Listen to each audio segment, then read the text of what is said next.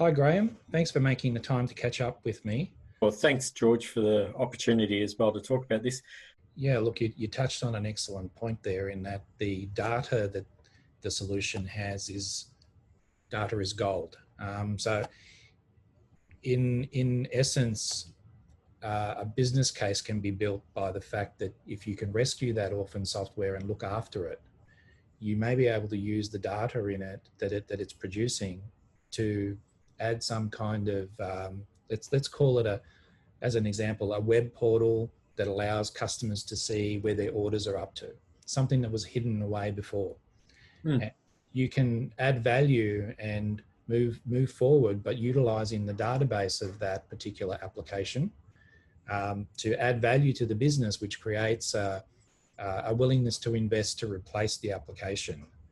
Um, and that I think is something that a lot of people could take advantage of because, as you point out, these systems are doing something very important. And if you can harness the intellectual property, which we talked about, and the data, you may find yourself able to suddenly provide some kind of additional service to your customers that you weren't able to provide before, creating an opportunity or a cash flow that might help you replace that software in the longer term. Yeah, look, very much so. And I think you're right. The data is an aspect that is easily overlooked in those circumstances where people are looking at a particular functionality or an integration to a wider system in the organisation.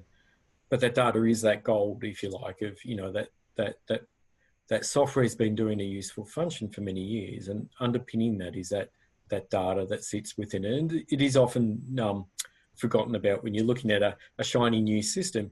Yeah. Hey, you don't want to throw out all that really important business value with that data. And I think also it's worth commenting, another part that often gets overlooked is the risks of throwing away that legacy completely and looking to start from scratch again. And scratch in terms of looking to a replacement system or incorporation in a bigger system, there is that risk that you haven't defined those business rules adequately, or the requirements or the data you need to migrate.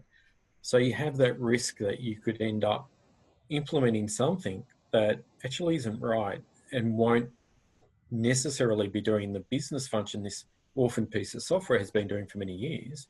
Yeah. And if it implements it incorrectly, you start to introduce potential new problems into your business as well. So there's definitely a risk that, regardless, as we mentioned, of what target you end up on, extracting that IP, extracting that knowledge and understanding how that system worked, rules and requirements, and understanding the data is an important aspect that you need to do to minimize the risk and to get the best outcome of wherever you go.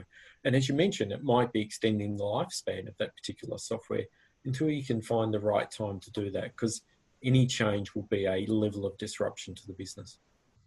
Excellent. A lot of people are in a sense of calm and a steady state environment where the things are working, but they're sitting on these time bombs. And I think that's where they need to take some action, locate those things, bring soft logic in. We can assess those particular solutions and find ways to maintain them and to look after them properly and keep them running reliably for the client.